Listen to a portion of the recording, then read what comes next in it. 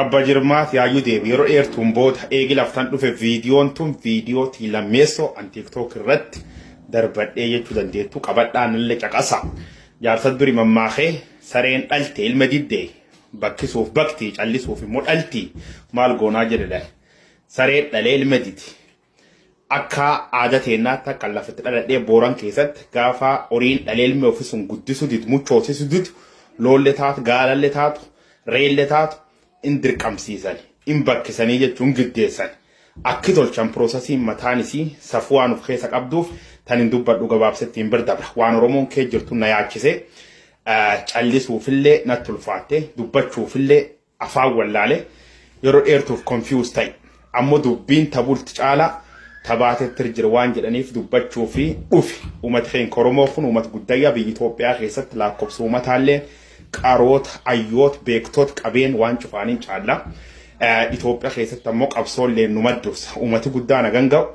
saati ammaan tana wal dhaga'u dadhabnee biyyallee ta'uu dinne walillee ta'uu dinne waggaa torba walii jeemne jechuudha waggaa torbaan darban keessatti ilmaan oromoo sabab siyaasaatiin wal fixxe ta siyaasa Itoophiyaa keessatti waggoottan 78 yookaan waggoottan 150 dhumanii gadi miti jedhatiin erga agammaa wal fixuu jirra namoota hedduun ammoo sun amananii agamma jilaan deemuu irratti argamu tana na yaachisi tana afaan qabachuu illee na dhowwa akka dubbanna godhe akka nama kamiyyuu callisuu hin danda'a namni saati ammaan tana bakka sadii jira kaan callisa jireenyu fi ofuu jira kaan fakkeesse buluu jira kaan ammoo callisuu hin danda'a jedhee qabsoo jira tan sadeenu keessa waan filadhuyyuu wallaalee dadhabaniyyuu am confusion sun kee waan jiruuf dubbachuu murteesse cuf caala sila callisu filadha callisa jireen xiyyoofachuu hin dadhabu buddeen tokkoch na quubsu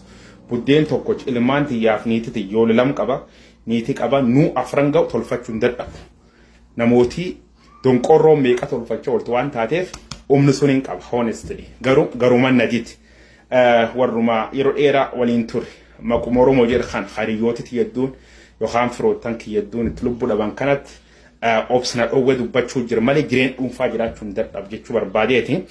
amma akka waliigalaa wannan jechuu barbaad saati ammaan tana walijjeesuun wal balleessuun walirra duuluun wal cabsuun nu hanqachuu diddee ammaan tan saati ammaan tana ganda ollaa qa'ee amantaa walti duulu irratti argamna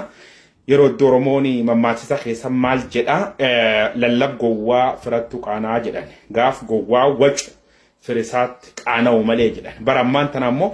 lallab gowwaa lallab maraataa lallab wallaalaa fira waliin maraataa jechuudha maraatummaan tun eessan dhufti nuu mataada qabuu miti sabuu qabuu miti maaliif sadarkaa kana kufnee waan jedhaa baay'ee na yaachisa kanatti hormaa bultina dhowwee furmaata dhufaaf aduun taane dubbiin tagara bulti caalaa tabaateetti faayidaa qabu waan jedhaniif isan caala beekeetii miti beekumsa kanaatan qaba ta'uumat oromoo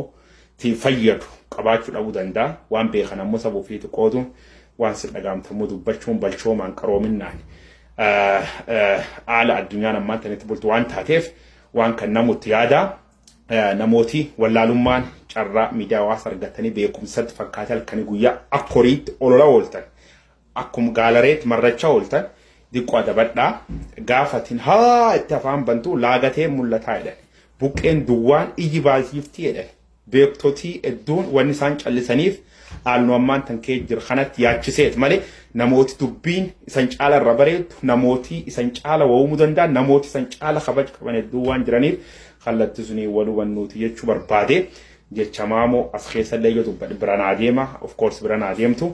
woman na dhibee akka dubbachuuf dhufe ulfaadhaa galatoomaa viidiyoo sadeessoo illee ji'a 4-5 illee boottaatu walitti deebi'uun oollu ulfaadhaa.